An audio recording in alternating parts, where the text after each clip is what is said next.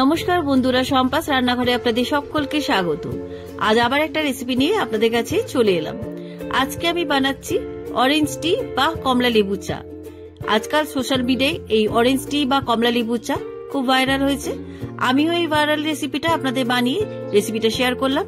তাই ভিডিওটা স্কিপ না করে পুরো রেসিপিটা দেখার অনুরোধ রইল। রেসিপিটা ভালো লাগলে আমাকে কমেন্ট বক্সে কমেন্ট করে জানাবেন। ভালো লাগলে লাইক বাটনটাও প্রেস করে দেবেন আর আপনাদের বন্ধুদের মধ্যে আমার ভিডিওটাকে শেয়ার করে দেবেন। আর আমার নতুন বন্ধুদের কাছে অনুরোধ, আমার চ্যানেলটাকে সাবস্ক্রাইব করে পাশে থাকবেন। চলুন আর কথা না বাড়ি, কিভাবে আজকে এই ভাইরাল অরেঞ্জ টি বা কমলা লেবু চা বানাচ্ছি রেসিপিটা দেখে নেওয়া যাক। অরেঞ্জ টি বা কমলা লেবু চা বানানোর জন্য আমি একটা কমলা লেবু নিয়েছি।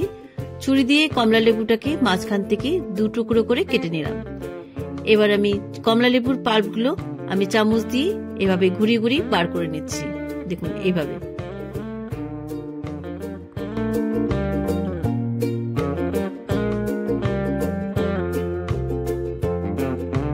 কমলা লেবুর ভেতরের পাল্পগুলো আমার বার করা হয়ে গেছে। এবার একটা কমলা লেবুর খোসার ভেতরে আমি এভাবে কাবাব স্টিক দিয়ে ফুটো করে নিচ্ছি। এটা আমি চা ছাঁকনি বানাবো। আমি এখানে কাবাব স্টিক দিয়ে ফুটো করে নিচ্ছি, আপনারা টুথপিক দিয়েও ফুটো করে নিতে পারেন। চা ছাঁকনিটা আমার বানানো হয়ে গেছে। এবার এই কমলা লেবুর খোসাটাও আমি চায়ে ব্যবহার করব। প্রথমে আমি কমলা লেবুর ভেতরে যে সাদা অংশটা ছুরি দিয়ে চেঁচে ফেলে দিচ্ছি। এটা কিন্তু তেতো লাগে, এটা দেবেন না।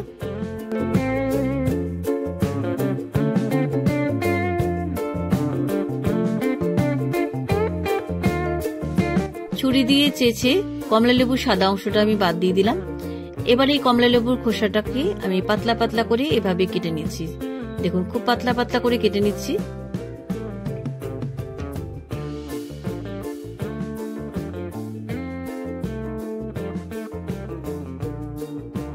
কমলা লেবুর খোসাটা আমার পাতলা পাতলা করে কাটা হয়ে গেছে।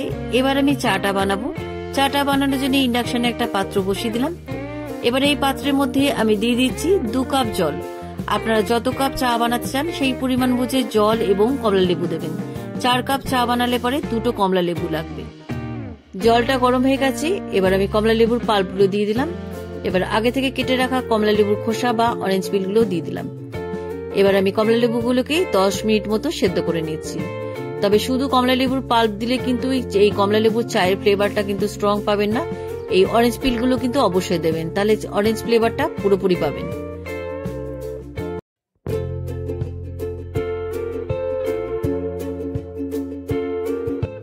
দশ মিনিট হয়ে গেছে। কমলা লেবুগুলো কিন্তু একদম সেদ্ধ হয়ে গেছে, ফ্লেভারটা দারুণ বেরিয়েছে। এবার আমি এটাকে ছেঁকে নেব। ছাকার জন্য আমি একটা টিপট নিলাম। টিপটের ভেতরে দেখুন একটা ছাঁকনিও রয়েছে। এবার আমি অরেঞ্জ জুসটাকে ছেঁকে নিচ্ছি। কমলা লেবুর জুসটা আমার ছাকা হয়ে গেছে। এবার টিপটের ঢাকা বন্ধ করে টিপটটাকে সরিয়ে রাখছি। এবার আমি একটা কাঁচের কাপ নিলাম।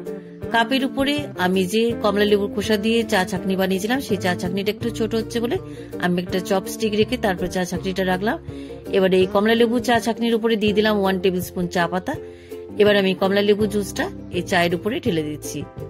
আপনাদের একটা কথা বলে রাখি, আপনারা যখন কমলা লেবুর খোসার চা ছাঁকনিটা বানাবেন তখন কিন্তু ফুটোগুলো একটু বড় করবেন, তা নাহলে কিন্তু চাটা ছাঁকতে অনেকটা সময় লেগে যাবে।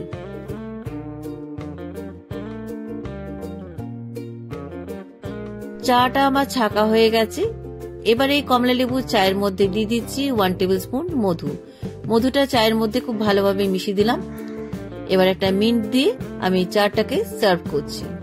কেমন লাগলো আজকের এই ভাইরাল অরেঞ্জ টি বা কমলা লেবু চায়ের রেসিপি? আমার তো খেতে ভালোই লাগলো। আপনারাও বাড়িতে একবার ট্রাই করে দেখতে পারেন। রেসিপিটা কেমন লাগলো আমাকে কমেন্ট বক্সে কমেন্ট করে জানাবেন। ভালো লাগলে লাইক বাটনটাও প্রেস করে দেবেন আর আপনাদের বন্ধুদের মধ্যে আমার ভিডিওটাকে শেয়ার করে দেবেন। আর আমার নতুন বন্ধুদের কাছে অনুরোধ, আমার চ্যানেলটাকে সাবস্ক্রাইব করে পাশে থাকবেন। আর আমার চ্যানেলে নতুন নতুন রেসিপি দেখার জন্য পাশে থাকা ছোট্ট বেল আইকনটাও প্রেস করে দেবেন। আজ তাহলে চলি, আবার একটা নতুন দিনে নতুন রেসিপি নিয়ে আপনাদের কাছে চলে আসবো। সবাই ভালো থাকবেন, সুস্থ থাকবেন। ধন্যবাদ।